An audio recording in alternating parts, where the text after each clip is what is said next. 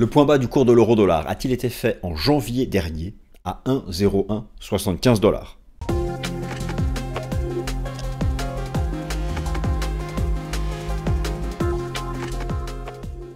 Chers amis, je suis ravi de vous retrouver comme chaque semaine dans la nouvelle édition du Fast and Forex. Alors que l'euro-dollar transige latéralement depuis le début de l'année en soi, c'est une nouveauté. Vous vous souvenez toutes et tous de sa tendance baissière l'année dernière. L'euro-dollar a fait partie des devises majeures du Forex les plus faibles, avec le dollar US qui avait, lui, son statut de leader, donc un taux de change de l'euro en faiblesse face au dollar américain. Mais voilà, depuis le début de l'année, en tout cas à fin février, il ne baisse plus. Il évolue dans une phase de transition latérale entre les 1,02 $ et les 1,05 $, et à chaque fois que dans une tendance à la baisse depuis quelques mois se présente une phase latérale, se pose la question de savoir, s'agit-il d'une phase latérale de continuation baissière, ou s'agit-il d'une phase latérale de transition pour envisager un renversement haussier du cours de l'euro-dollar. Alors, numéro tout part à la charrue avant les bœufs, il est beaucoup trop tôt pour pouvoir défendre ce scénario au stade actuel. Oui, mais voilà. La géopolitique évolue.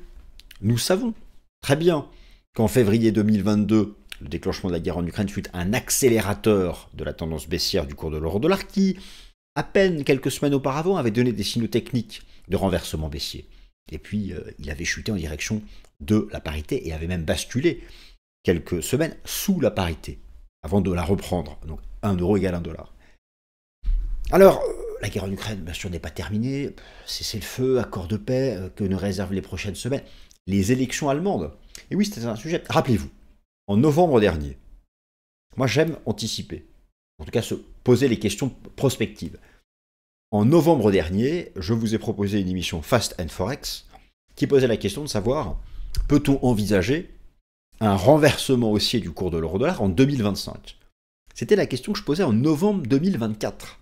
D'ailleurs, donc, je me suis amusé à reprendre la présentation que je vous ai proposée en novembre dernier, et je suis allé voir par curiosité les arguments, parce que forcément, le temps passe, je fais beaucoup de présentations, beaucoup d'analyses, et je suis donc allé relire ma présentation. Et il y avait des choses pas stupides, pas si idiotes que ça, hein, comme quoi. Et même certains scénarios que j'imaginais qui se sont déroulés. Alors, ça n'a pas permis un renversement haussier du cours de l'euro-dollar, mais cela a permis une stabilisation. Et donc, je pense que là, c'est naturel de reposer la question, puisque nous ne sommes plus en phase de baisse verticale, mais en phase de stabilisation, que la politique et la géopolitique évoluent, que la politique évolue. Nous venons de connaître les résultats des élections générales en Allemagne, avec un pays qui sera gouverné par l'alliance CSU-CDU, avec probablement une coalition plus large. Donc l'Allemagne qui vire à droite, ça redessine beaucoup de choses sur le plan du commerce mondial, sur le plan de la relation avec les États-Unis, sur le plan politique, sur le plan de la géopolitique, sur le plan de la dette allemande, beaucoup de choses pour la zone euro. Vis-à-vis de la Banque Centrale Européenne, est-ce un argument en faveur du taux de change de l'euro? Le retour d'une stabilité. Alors, attention, nous n'avons pas encore de nouveau gouvernement allemand, mais c'est un sujet.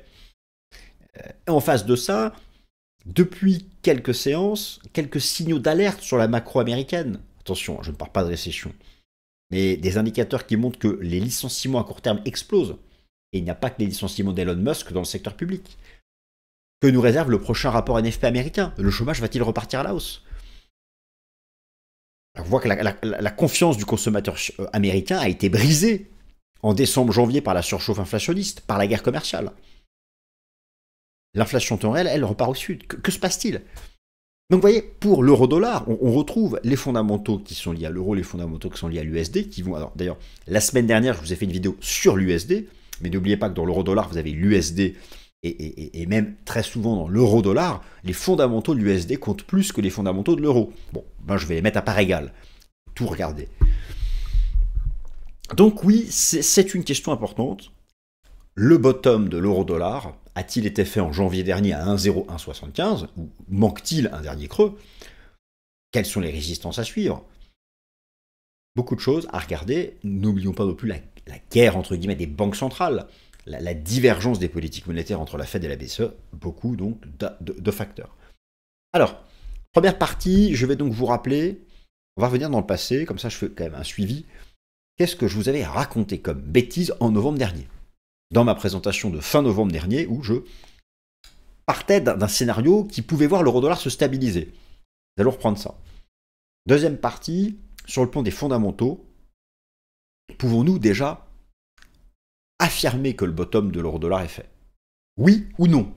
Question simple, oui ou non? La réponse arrivera dans la vidéo. Troisième partie, sur le plan technique. Faire un creux à 1,0175, c'est bien. Se stabiliser entre 1,02 et 1,05, c'est bien. Donc, former un support, c'est bien. Mais n'oubliez pas, en analyse technique, former un support, c'est bien. Dépasser une résistance, c'est mieux. Surtout lorsqu'il s'agit de vouloir qualifier une phase latérale en tant que phase de renversement de tendance à la hausse. Pour cela, il faut dépasser une résistance, dépasser une ligne de coup. Pour reprendre le jargon de chartiste, la ligne de coup.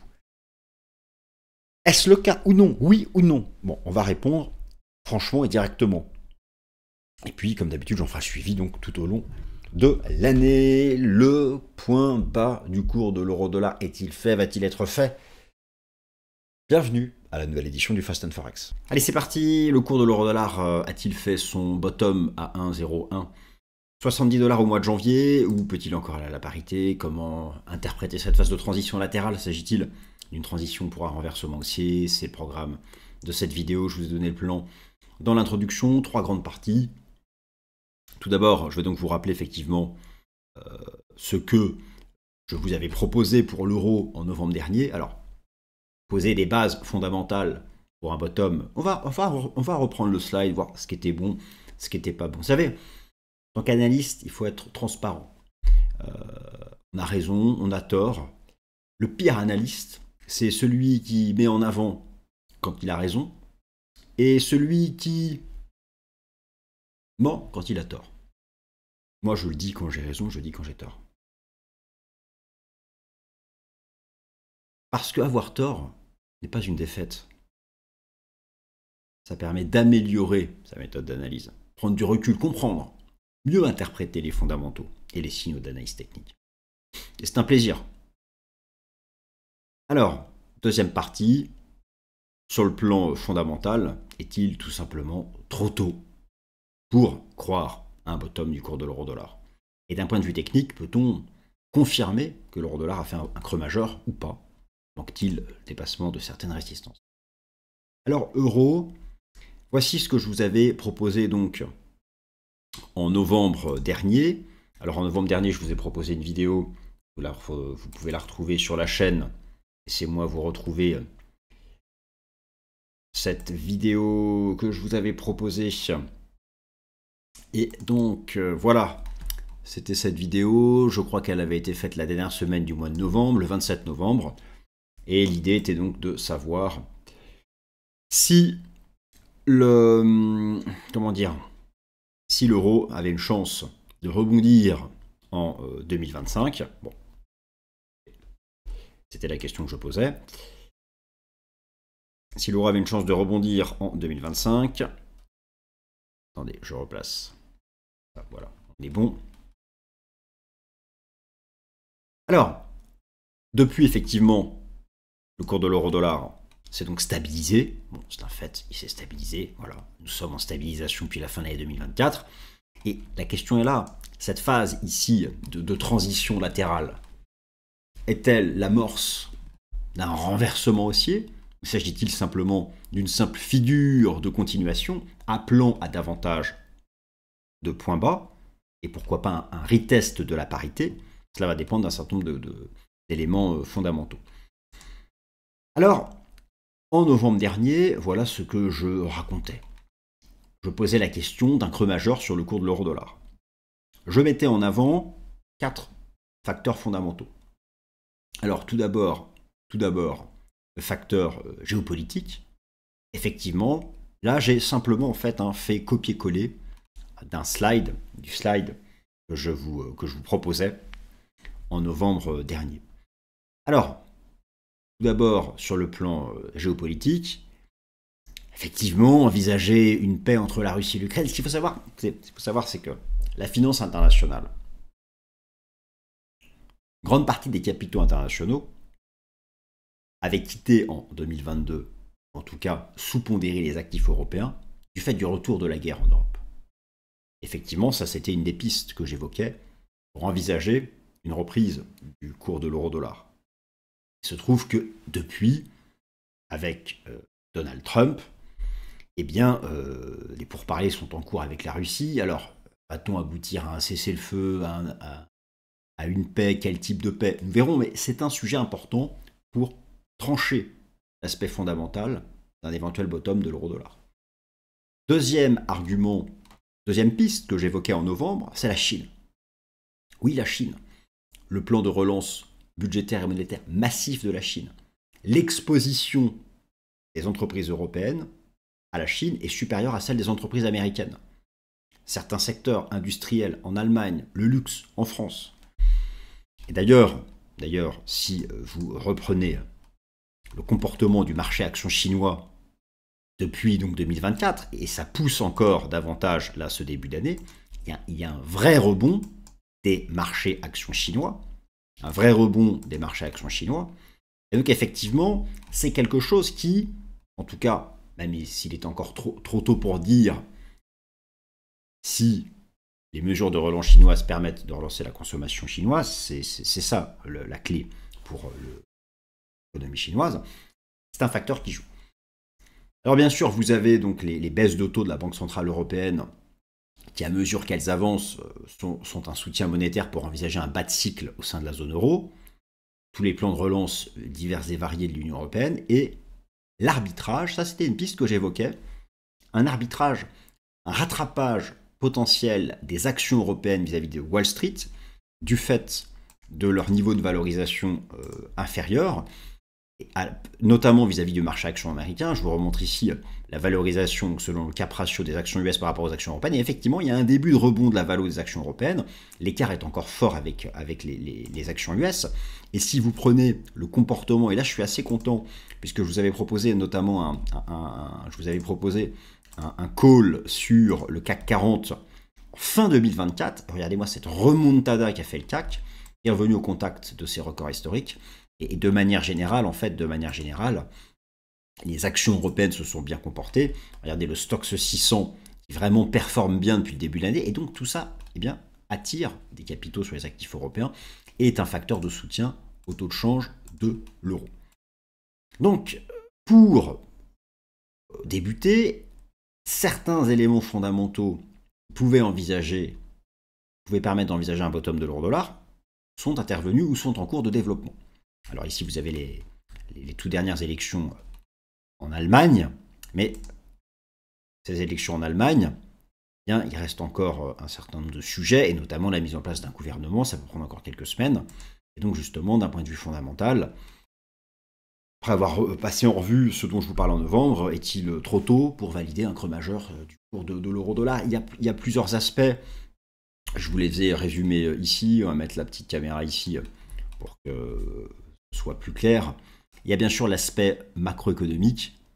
Alors, est-ce la fin de la divergence macroéconomique entre les États-Unis et la zone euro?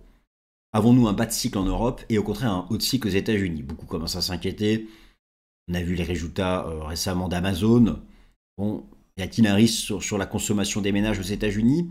C'est vrai que la mise à jour des indices PMI de Markit,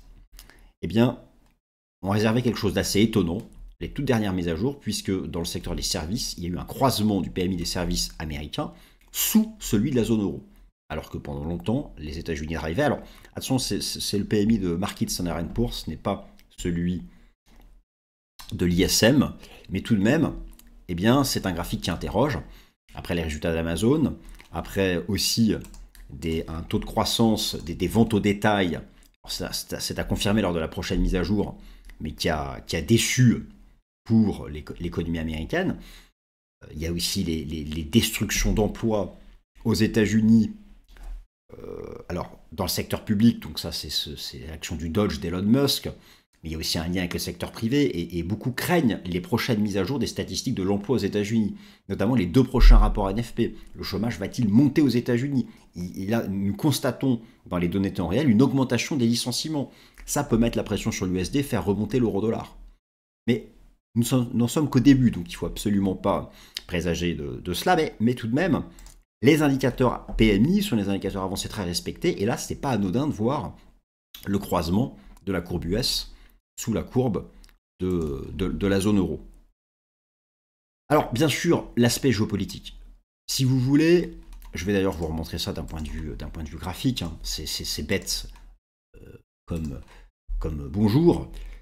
Le déclenchement de la guerre en Ukraine ne fut pas le point de départ de la baisse de l'euro-dollar. Le taux de change euro-dollar avait matérialisé ici un double top, printemps 2021. Les signaux techniques vendeurs ont été donnés en fait dès l'automne 2021.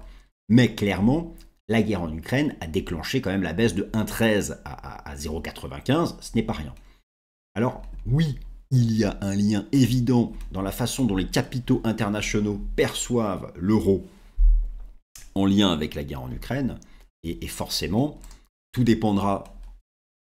Alors déjà, y aura-t-il cessez-le-feu ou pas, accord de paix ou pas, et est-ce que cet accord de paix va garantir la sécurité de l'Europe et donc des actifs européens? Ça fait partie des éléments à valider pour parler d'un creux majeur du cours de l'euro-dollar. De la même façon, pour parler d'un creux majeur de l'euro-dollar, il faut pas oublier la divergence des politiques monétaires. Le marché anticipe qu'à la fin de l'année, le taux de la Fed soit largement supérieur au taux de la BCE, et vous allez voir, il y a une corrélation très intéressante entre le cours de l'euro-dollar qui est ici en bougie japonaise journalière et l'écart de taux anticipé, c'est la courbe en noir, l'écart de taux anticipé entre la Fed et la BCE à la fin de l'année. Et ce qu'on observe, c'est que cet écart de taux anticipé entre la Fed et la BCE, qui est tombé jusqu'à moins de 13, est en train de remonter, ne baisse plus. Et il y a une corrélation avec l'euro-dollar. Donc si cet écart de taux anticipé devait remonter, c'est-à-dire que l'écart à la fin de l'année 2025, en décembre 2025, sera de moins en moins important entre le taux de la Fed et de la BCE, clairement cela accompagnerait un rebond du cours de l'euro-dollar. Et là, vous avez une clé majeure. Ça, il faut surveiller ça comme de l'huile sur le feu. En tout cas, si vous tradez l'euro-dollar. Donc oui, alors, il faudrait dépasser ce niveau-là, mais effectivement, il y a quelque chose ici d'intéressant pour envisager un creux majeur du cours de l'euro-dollar. Alors ici, bien sûr, je vous remets tous les fondamentaux qui sont liés à l'économie américaine, ça reste finalement ce qui est dominant, et je pense que le sujet, alors l'inflation bien sûr, d'ailleurs vous avez cette semaine la mise à jour de l'inflation US selon le PCE, le PCE Core qui est à 2,8, je vous rappelle que la Fed reprend ses baisses de taux si le PCE Core repasse sous 2,5, selon l'algorithme de la Réserve fédérale de Cleveland, nous devrions tomber à 2,66 ce 28 février, attention, l'inflation PCE du 28 février concerne le mois de janvier, j'ai été très clair là-dessus dans l'émission Top Gun.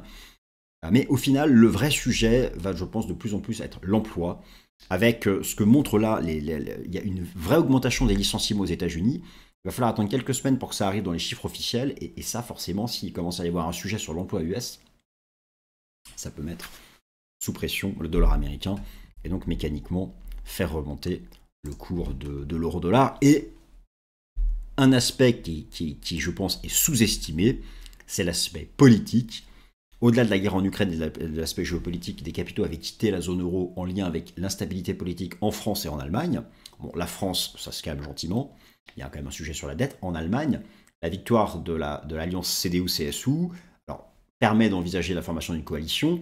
Cette coalition va-t-elle se faire avec les sociaux-démocrates, les Verts ou l'AfD? Bon, ça, nous ne savons pas. Mais plus la formation d'un gouvernement est rapide, plus cela sera un soutien pour le taux de change de l'euro. C'est vraiment ça qu'il faut savoir. Donc il y a tous ces aspects encore à valider pour envisager d'avoir un creux majeur sur le cours de l'euro-dollar.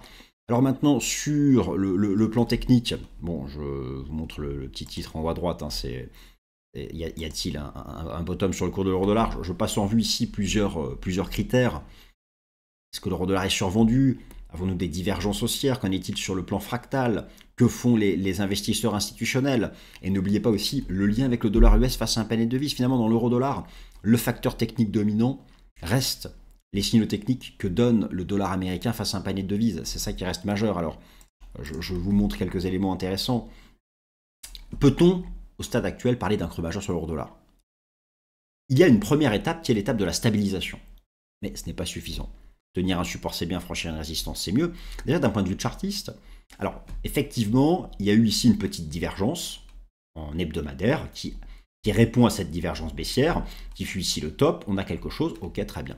Maintenant, pour envisager un bottom majeur, il faut créer une formation de renversement haussier. Ça pourrait être ici une sorte de rounding bottom. Bon, mais il faut dépasser une ligne de coût. Moi, je pense que tant que l'euro-dollar se maintient sous les 1,06, 1,0650, il est beaucoup trop tôt pour parler d'un creux majeur. Voilà, c'est vraiment le dépassement des 1,06, 1,0650 qui, je pense, permettrait de parler d'un creux majeur sur le cours de l'euro-dollar. Vous ajoutez les enseignements du système Ichimoku en données journaliers, vous voyez qu'on est en train de travailler le nuage. N'oubliez pas la corrélation inversée avec le dollar américain face à un panier de devises. Le dollar américain face à un panier de devises qui, lui, semble faire ici une formation de creux, d'ailleurs, de sommet. D'ailleurs, je vous ai proposé la semaine dernière une Fast and Forex sur justement ce que fait le dollar américain. Et si vous voulez, pour envisager un éventuel creux majeur de l'euro-dollar et un dépassement de résistance, il faut absolument, mécaniquement, que le dollar US casse des supports. Et sans cassure de ce seuil, tant que le dollar US ne casse pas ce seuil, impossible de parler d'un creux majeur du cours de l'euro-dollar. C'est vraiment le seuil majeur à surveiller. Cela me semble complètement décisif. Alors d'un point de vue fractal, ça tient toujours la route. Faire un creux majeur ici sur les 1,0176, ça peut tenir la route d'une structure en vague 2, ici d'un zigzag en ABC. Ça peut parfaitement tenir la route, sachant que cette structure en zigzag peut pousser jusqu'à la parité. Donc c'est pas suffisant. On peut envisager que la vague 2 soit terminée ici, mais pour valider ça, il faut dépasser les 1,0650. Donc, il y aurait l'amorce d'une structure fractale de bottom, mais on peut encore travailler cette zone, donc il faut être prudent. Que nous font les institutionnels? Croisons cela avec les données institutionnelles. Eh bien, là, je note quelque chose d'intéressant. Alors, du côté des asset managers sur le cours de l'euro-dollar, la position nette institutionnelle est stabilisée, mais ne repart pas à la hausse. Par contre, chez les traders de hedge fund, il y a une nette remontée de la position nette institutionnelle, ça c'est pas anodin, avec peut-être bientôt des positions longues qui vont dépasser les positions short. Est-ce que les traders de hedge fund, souvent en avance, seraient en train de passer à l'achat de l'euro-dollar? Bon, je pense qu'ils tentent le coup, mais les asset managers sont encore prudents et aussi probablement en grande partie parce qu'il y a cette incertitude autour de la guerre commerciale et il faut lever cette incertitude pour envisager un creux majeur de l'euro-dollar. Et là, je vous renvoie à la vidéo que j'ai fait la semaine dernière sur le dollar américain en vous expliquant que si l'intensité de la guerre commerciale diminue, le dollar baisse, mais si l'intensité de la guerre commerciale augmente, le dollar est recherché. Et donc mécaniquement, vous raisonnez de manière inversée en ce qui concerne le cours de l'euro-dollar. Alors oui, conclusion générale, il y a des amorces, à la fois techniques et fondamentales.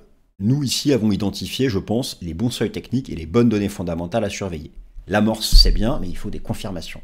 Ces confirmations, je vais les suivre chaque semaine, et si elles arrivent, je les partagerai dans une prochaine émission Fast and Forex. Merci à toutes et à tous de votre attention, et passez une excellente semaine.